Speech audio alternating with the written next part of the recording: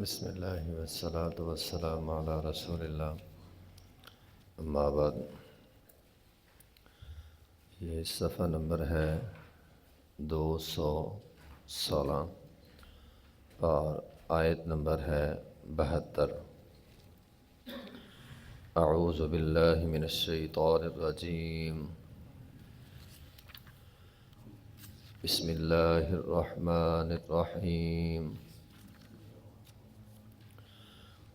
لقد كفر الذين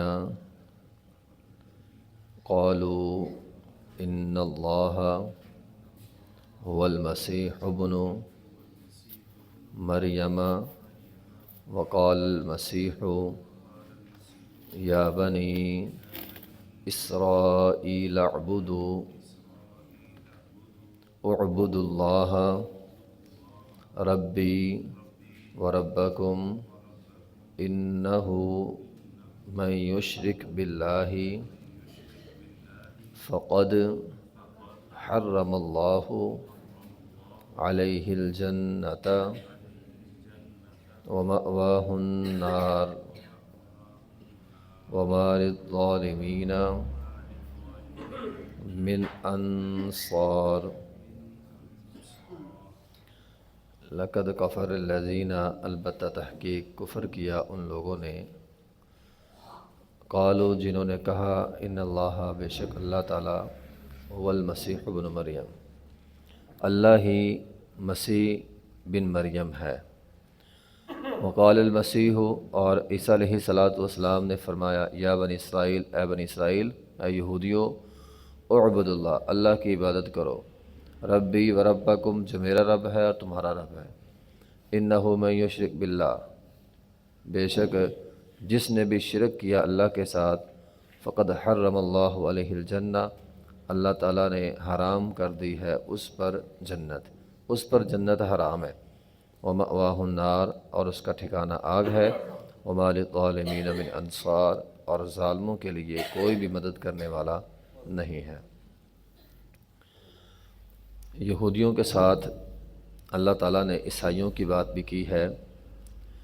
عیسائی کسی نہ کسی طریقے سے عیسیٰ علیہ السلام کو اللہ کا بیٹا مانتے ہیں، کبھی براہ راست بیٹا کہتے ہیں، کبھی روح اللہ کہتے ہیں، کبھی مریم، عیسیٰ اور اللہ، عقیدہ تثلیث تینوں کو ملا کے اللہ بناتے ہیں، نعوذ باللہ۔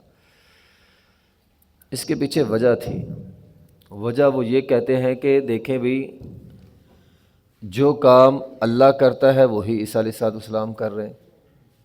مثال کے طور پر وہ کہتے تھے، تخلیق، کسی کو پیدا کرنا، یہ اللہ کا کام ہے، اور عیسیٰ علیہ السلام بھی پیدا کرتے ہیں۔ اللہ تعالیٰ نے در حقیقت عیسیٰ علیہ السلام کو یہ معجزہ دیا تھا، وہ مٹی کا ایک، جس طرح بچے کھلونے بناتے ہیں نا مٹی کے، عیسیٰ علیہ السلام زمین سے مٹی لیتے تھے، اس مٹی کی ایک شکل بناتے تھے، مثال کے طور پر کوئی پرندہ بنا دیا، کوئی بھی چیز، کوئی بھی جاندار چیز مٹی سے اپنے ہاتھوں سے بناتے تھے، پھر اس کے اندر پھونک مارتے تھے، وہ اللہ کے حکم سے پرندہ بن جاتا تھا۔ یعنی کسی بھی چیز کی جب وہ شکل بناتے تھے، اس کے اندر پھر اللہ کے حکم سے پھونک مارتے تھے، وہ چیز سچ میں بن جاتی تھی۔ تو عیسائی کہنے لگے، دیکھو بھی، یہ کام تو اللہ کرتا ہے، انسان کو اللہ تعالیٰ نے مٹی سے بنایا اور پھونک ماری، انسان بن گیا، تو یہی کام عیسیٰ علیہ السلام کر رہے ہیں۔ اسی طرح نمبر 2 وہ کہتے تھے، عیسیٰ علیہ السلام کا باپ نہیں ہے، تو بنا باپ کے پیدا ہوئے تو یہ اللہ کے بیٹے ہوئے، نعوذ باللہ۔ تو اللہ تعالیٰ نے ایسے اعتراضات کے جواب ویسے تو قرآن میں کئی ایک جگہ پہ دیے ہیں۔ اگر بن باپ کے پیدا ہونا اللہ کے بیٹے ہونے کی علامت ہے، تو پھر آدم علیہ السلام تو بن ماں کے بھی ہے، بن باپ کے بھی ہے، اماں حوا بن ماں کے ہے، تو پھر وہ بھی اللہ کی اولاد ہوئی۔ اسی طرح اگر یہ کہنا کہ جو پرندوں کو زندہ کر سکتا ہے یا مٹی کے بنا کے زندہ کر سکتا ہے وہ اللہ کا بیٹا ہے، تو ابراہیم علیہ السلام نے بھی ایسا کیا، 4 پرندے لیے، ان کو ذبح کیا، بوٹیاں کی، پہاڑوں کی چوٹیوں پہ رکھ دیے، پھر آواز دی، وہ 4 پرندے بن گئے۔ یہ کام انہوں نے بھی کیا ہے۔ تو اسی طرح یہ معجزے ہوتے ہیں انبیاء کے۔ نبی علیہ السلام کے اشارے سے چاند ٹوٹ گیا تھا، اب چاند کو دنیا کی طاقت کو ہلا سکتی ہے؟ نہیں ہلا سکتی، لیکن ہمارے پیغمبر علیہ السلام کے اشارے سے ہلا، ٹوٹ بھی گیا۔ تو یہ معجزے ہوتے ہیں۔ عیسیٰ علیہ السلام کسی قبر کے پاس جاتے تھے، اسے کہتے تھے کھڑا ہو جا، وہ کھڑا ہو جاتا تھا۔ یہ ان کا معجزہ ہے۔ تو انبیاء کے معجزوں کی وجہ سے انہوں نے عیسیٰ علیہ السلام کو اللہ کا بیٹا کہا۔ وقال المسیح، اللہ تعالیٰ نے عیسیٰ علیہ السلام کی زبان سے یہ جملہ کہلوایا، یا بنی اسرائیل، اے عیسیٰ علیہ السلام بنی اسرائیل سے آپ کہیں۔ اور انہوں نے کہا، یا بنی اسرائیل، اے بنی اسرائیل، اعبدوا اللہ، میں اللہ کا بندہ ہوں، میں اللہ کا بندہ ہوں۔ نبی علیہ السلام کو لوگ نور من نور اللہ کہتے ہیں، تو ہمارے پیغمبر کو کہا گیا سبحان الذی اسریٰ بعبدہ، آپ کہیں سبحان الذی اسریٰ بعبدہ، اللہ نے ایک بندے کو معراج کروایا۔ عبد کا لفظ ہے، اقرار کریں آپ عبد ہیں، آپ اللہ یا اللہ کا حصہ یا اللہ کا وجود کا حصہ نہیں ہے۔ اعبد اللہ، اللہ کی عبادت کریں، ربی، جو میرا رب ہے، رب پالنے والا، مالک پرورش کرنے والا۔ جب پالنے والا اللہ ہے تو عبادت بھی اللہ کی۔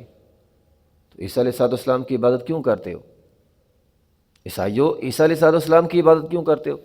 وہ خود کہہ رہے ہیں ربی و ربکم، اللہ کی عبادت، اعبد اللہ، اللہ کی عبادت کرو، ربی جو میرا رب ہے، اور ربکم وہ تمہارا رب ہے۔ تو عیسیٰ علیہ السلام کی زبان سے رد کروایا۔ ہمارے پیغمبر کی زبان سے عقیدہ نور من نور اللہ کا رد قرآن کے اندر موجود ہے۔ انا بشر مثلکم، میں تمہاری طرح ہی ایک انسان ہوں، فرق یہ ہے کہ مجھ پر وحی آئی ہے، تم پر وحی نہیں آتی۔ ایک دفعہ بخاری کے حدیث ہے، آپ علیہ السلام نے فرمایا میں تمہاری طرح انسان ہوں، جس طرح تم بولتے ہو میں بھی بھول جاتا ہوں، اگر میں بھول جاؤں مجھے یاد کروا دیا کرو۔ تو اللہ تعالیٰ بولتے ہیں، فرشتے بھی نہیں بھولتے، نوری مخلوق ہیں۔ تو یہ ساری دلیلیں ہیں کہ نبی علیہ السلام بھی انسان تھے، ہاں، انسانوں میں سب سے اعلیٰ تھے انسان، لیکن انسانوں میں سب سے اعلیٰ۔ انہ من یشرک باللہ، جو بھی شرک کرے گا اللہ کے ساتھ، فقد حرم اللہ علیہ جنہ، اس پر جنت حرام ہے۔ دنیا کا بڑے سے بڑا گناہ گار اگر اس نے لا الہ الا اللہ محمد رسول اللہ پڑھا ہے اور شرک نہیں کیا، ممکن ہے وہ جنت میں چلا جائے۔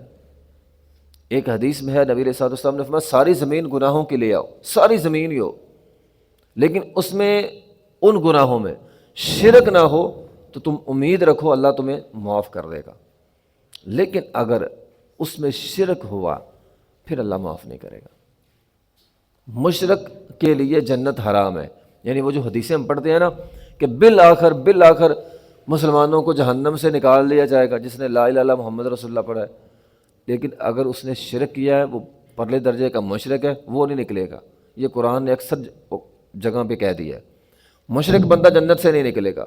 پھر اسی طرح ایک حدیث میں ہے نبی علیہ السلام نے فرمایا پوری انسانیت آدم علیہ السلام سے لے کر آخری انسان تک جتنے بھی لوگ ہیں، اور ان میں سے جتنے بھی لوگ جنت میں جائیں گے، مثال کے طور پر 1000 بندہ اگر جنت میں جائے گا نا پوری انسانیت میں سے، تو فرمایا ان میں سے نصف تمہارا ہوگا، یعنی 500 امت محمدیہ میں سے ہوگا، اور باقی 500 پوری انسانیت میں سے ہوگا۔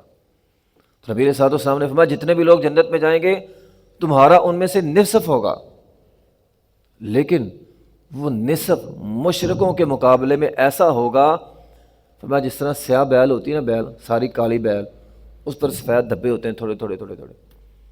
تو مشرک اتنی تعداد میں جہنم میں جائیں گے، ان کی بنسبت تم جنت میں جانے والے تھوڑے تھوڑے ہو گئے، تمہاری تعداد تھوڑی ہے، مشرکوں کی تعداد زیادہ ہے۔ تو مشرک جہنم کے اندر جائیں گے اور ہمیشہ کے لیے جہنم کے اندر رہیں گے۔ وَمَا لِلظَّالِمِينَ مِنْ أَنصَارٍ، ظالموں کی کوئی مدد کرنے والا نہیں ہے، ظالموں کی مدد ہوگی نہیں۔ ہاں اللہ ڈھیل دیتا ہے، میں مظلوم کی بد دعا سے بچنا۔ یہ مت سمجھو کہ مظلوم نے بد دعا دی ہے اور قبول ہو گئی، مظلوم کی بد دعا رکاوٹ ہی کوئی نہیں، سیدھی عرش پہ جاتی ہے، رکاوٹ کوئی نہیں اسے۔ ہاں اللہ تعالیٰ مہلت دیتے ہیں ظالموں کو، اے ظالموں تمہارے لیے مہلت ہے، لیکن جب اللہ کی پکڑ آئے گی بچے گا کوئی نہیں۔ تو ظالم لوگ کل قیامت کے دن سب سے بدترین لوگوں میں سے ایک ظالم ہوگا جو اندھیرے میں کھڑا ہوگا، اسے روشنی نہیں ملے گی، اور یہ ایک بڑا بھیانک جو ہے وہ عذاب ہوگا، بندہ ہی اندھیرے میں کھڑا ہے اور پتہ نہیں کہاں کہاں سے اسے عذاب آ رہا ہے، تو یہ بھی بڑا سنگین عذاب ہوگا۔ تو ہمارے ظالمین من انصار، ظالموں کی مدد نہیں ہوگی، مشرکوں کی مدد نہیں ہوگی، کافروں کی مدد نہیں ہوگی۔ اس کے علاوہ اللہ جسے چاہے گا معاف کر دے گا، اللہ تعالیٰ معاف کرنے پہ قادر ہے۔ وآخر دعوانا الحمدللہ رب العالمین۔